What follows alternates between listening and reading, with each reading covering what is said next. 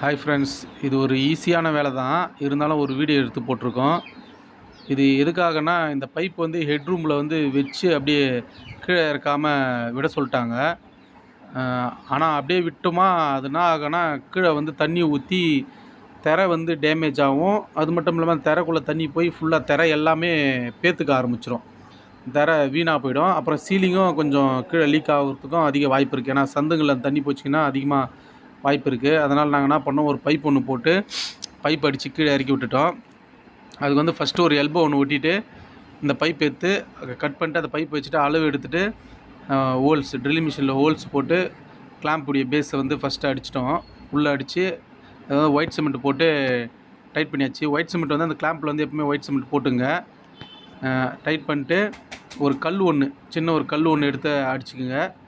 அடித்து white cement போட்டு tight பண்ணுறங்க. கிளாம்ப் அப்போ தான் நல்லா ஸ்ட்ராங்காக நிற்கும், லைஃபும் வரும்.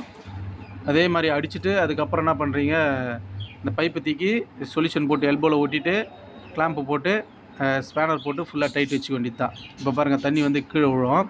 இந்த இடத்துல வந்து நீங்கள் ஒரு ஷூ மாதிரி கூட ஒன்று போட்டுக்கலாம், இல்லை எல்போ கூட போட்டுக்கலாம். தண்ணி வந்து கிராஸாக வந்து விழும்.